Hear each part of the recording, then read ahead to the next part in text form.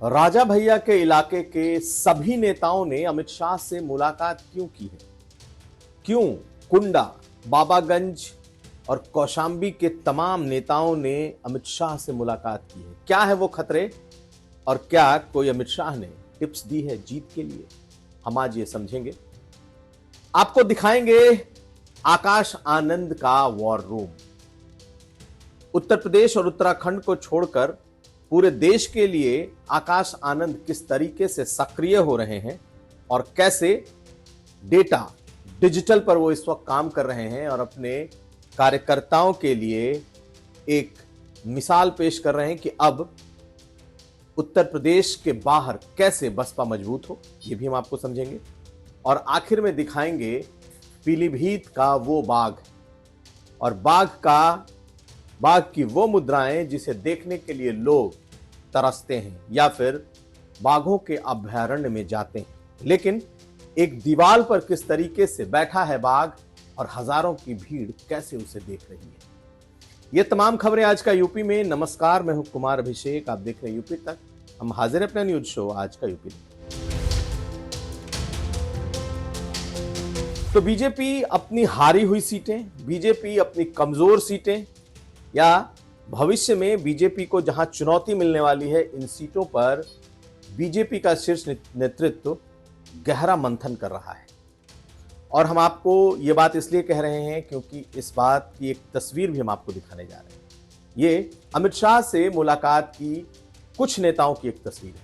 आप इस तस्वीर को देखेंगे तो अंदाजा लगेगा कि जीती हुई सीट के वो नेता आखिर अमित शाह से अकेले में क्यों मिल रहे हैं। आखिर एक सीट इतना इंपॉर्टेंट क्यों है जब बीजेपी ने कौशाम्बी जैसी सीट को जीत रखा है? क्या वो कमजोर है? क्या वो हारी हुई सीट है? दरअसल ये सीट ऐसी है जो बीजेपी के लिए बुरी तरीके से फंसी हुई सीट है। कौशाम्बी से इस वक्त विनोद सोनकर सांसद हैं, सुरक्षित सीट है, लेकिन 2022 उसके पहले से अब ये बीजेपी के लिए मुश्किल सीट हो गई। 2022 के चुनाव में बीजेपी कौशाम्बी की सभी विधानसभा की सीटें हार गई।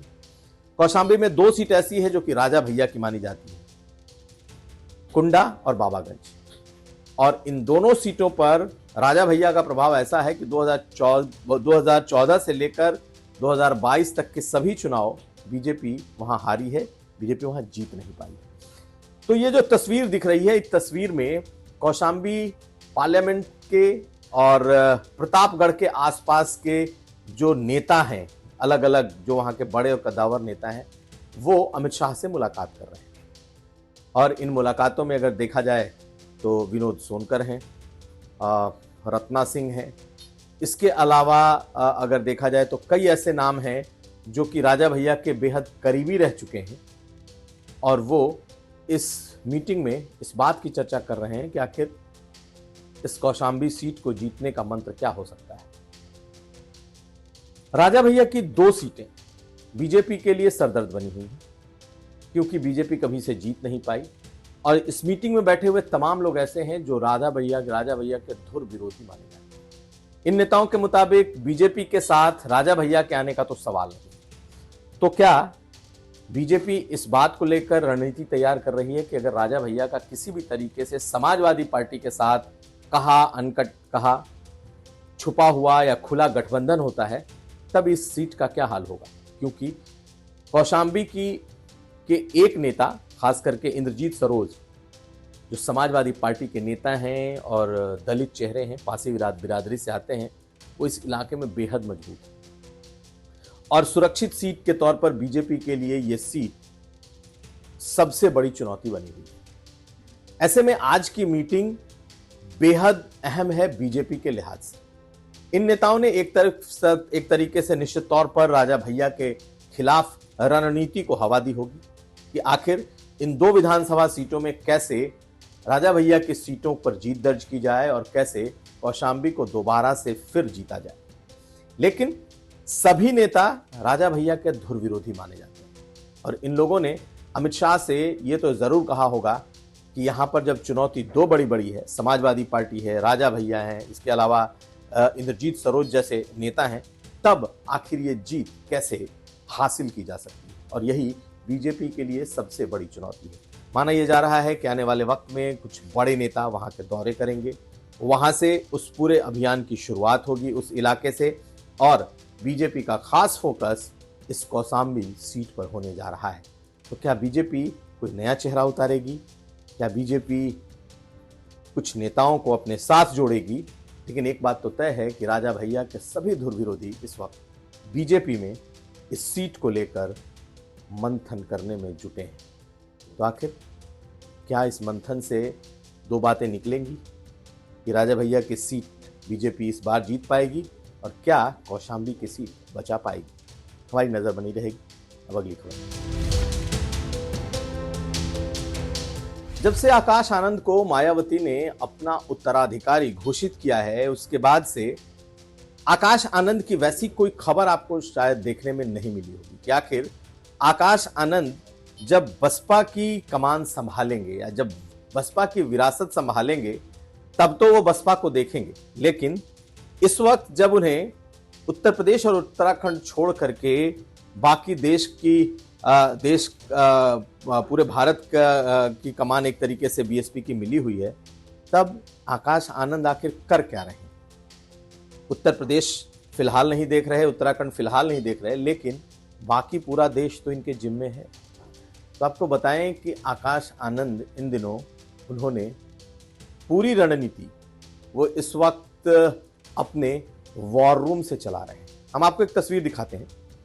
ये तस्वीर आकाश आनंद के इस वॉर रूम की है और वॉर रूम में सामने मॉनिटर पर बहुत सारे डेटा आपको दिखाई दे रहे हैं जो कि स्लाइड के जरिए आकाश आनंद देख रहे हैं। तो क्या आकाश आनंद अपने काम पर लगे हुए हैं? जी हां, इस वक्त अगर राजस्थान, मध्य प्रदेश, तेलंगाना, छत्तीसगढ़, हरियाणा, पंजाब, दिल्ली ऐसे राज्यों की बात की जाए तो आकाश आनंद इन दिनों अपने वॉर रूम में उन राज्यों में जहां कभी बसपा मजबूत हुआ करती थी, 2007 के बाद से जहां जहां बसपा कमजोर हुई है, उसके वोटिंग पैटर्न को समझने की कोशिश कर रहे हैं, उसके वोटरों के बिहेवियर को इन दिनों अपने वॉर रूम में आकाश आनंद देख रहे हैं और समझ रहे हैं। कोई जल्दी नहीं है, कोई बहुत जल्दी उन्हें इस बात की नहीं है कि 2024 के चुनाव में ही उन्हें बाजी मारना है, लेकिन पार्टी को कैसे खड़ा करना है इसकी एक गहरी रणनीति इस वक्त उनके वॉर रूम से बन रही है। ये वॉर रूम नोएडा में है और आकाश आनंद के पास कहा जा रहा है, माना जा रहा है कि एक ऐसी टीम है जो डेटा एनालिसिस में माहिर है, जो डिजिटल की बड़ी टीम है और सोशल मीडिया पर अब एक्टिव होने को, उतरने को तैयार है। तो जिन राज्यों के नाम मैंने लिए हैं, उन राज्यों में के यूथ और खास करके ऐसे लोग जो इस युग में टेक्नोलॉजी से कदम मिलाकर चल सकते हैं, जो बसपा के काडर से हैं, एक पैरेलल सिस्टम खड़ा करने की कोशिश आकाश आनंद कर रहे हैं।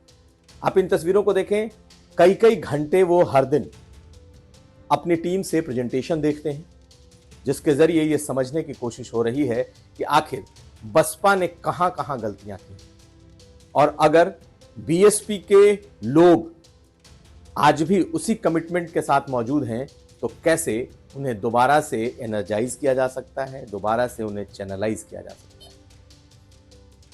माना जा रहा है कि डेटा इनका कोर विषय है, यानी कि सबसे ज्यादा भरोसा आकाश आनंद को उस डेटा पर है जो ये अपने टीम के जरिए और अपने काडर के जरिए इन दिनों जुटाने में लगे हैं। हर दिन लंबी मैराथन मीटिंग, प्रेजेंटेशन, स्लाइड देखना और साथ साथ हर राज्य से फीडबैक लेना, ये फिलहाल आकाश आनंद का काम है। और जब उन्हें बसपा का एक तरीके से बसपा की विरासत देने का ऐलान कर दिया गया है, तब पार्टी को ग्राउंड स्तर से ऊपर तक कैसे मजबूत करना है, इसकी पूरी रणनीति वो अपनी टीम के साथ बना रहे हैं। तो आप इन तस्वीरों को देखकर समझ सकते हैं कि आखिर अगर तालाब का पानी शांत है तो सब कुछ शांत है, ऐसा नहीं है। पार्टी के भीतर जो जिम्मेदारी आकाश आनंद को दी गई है, शायद वो बहुत शिद्दत से और चुपचाप निभाने में जुटे हैं। हम आपको आने वाले दिनों में बसपा के भीतर की कई ऐसी खबरें दिखाते रहेंगे। अब अगली खबर। टाइगर, जी हां, टाइगर जिसे रॉयल टाइगर भी कहा जाता है, बाघ जिसकी विरासत ही उसे एक शाही बनाती है। हम बाघ के बारे में ये बातें इसलिए कह रहे हैं क्योंकि उसकी एक ऐसी तस्वीर सामने आई है, एक ऐसा वीडियो सामने आया है जबकि एक बेखौफ बाघिन पीलीभीत के अटकाना गांव के एक दीवार पर 12 घंटों तक अटकेलियां करती रही। हजारों की भीड़ उस बाघ को देखने के लिए चारों तरफ जुटी रही। निडर बेखौफ ये बाघिन इस दीवार पर घंटों बैठी रही और अपनी अटखेलियों से लोगों को अपनी ओर आकर्षित भी करती रही। हालांकि पीलीभीत के लोगों के लिए बाघ को देखना या बाघों का उनके गांव में आना कोई नई बात नहीं है।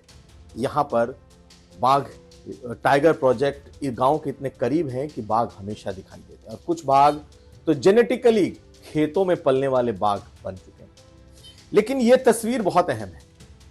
यूं तो लोग बाघों को देखने अभयारण्य में जाते हैं, उनकी अटखेलियां देखते हैं, लेकिन इस अटकोना गांव के एक दीवार पर बाघ बैठा रहा बेखौफ होकर, वो बाघिन बैठी रही बेखौफ होकर और चारों तरफ लोग, हजारों की तादाद में लोग उसे देखते रहे, उसकी तस्वीरें उतारते रहे। बेखौफ निडर ये बाघिन पूरी तरीके से आज कैमरे में कैद हुई और वन विभाग के कर्मचारियों के पसीने छूट गए, हाथ पांव फूल गए, लेकिन आखिरकार उसे ट्रैंकुलाइज कर दिया गया और 12 घंटे की मशक्कत के बाद इस बाघिन पर काबू पाया जा सका। यह बाघिन कितनी उम्र की है, कहाँ की है, कैसे भटक कर चली आई, अभी इस बारे में वन विभाग की तरफ से कोई खास इंफॉर्मेशन सामने नहीं आई है। लेकिन ये तस्वीर अपने आप में बयान करने को काफ़ी है कि आखिर अब जबकि जंगलों में बाघ बढ़े हैं, मैन एनिमल कॉन्फ्लिक्ट बढ़ता जा रहा है, ऐसे में बाघिन का ये दृश्य वो प्रतीक है जो दिखाता है कि कैसे बाघ अब इंसानों के बेहद करीब होते जा रहे हैं, या फिर यूं कह लें कि इंसान अब बाघों के बेहद करीब पहुंचता जा रहा है और ये कॉन्फ्लिक्ट फिलहाल रुकता हुआ नहीं दिख रहा। तो ये था आज का यूपी। हम कल फिर हाजिर होंगे, तब तक आप हमें दीजिए इजाजत। नमस्कार।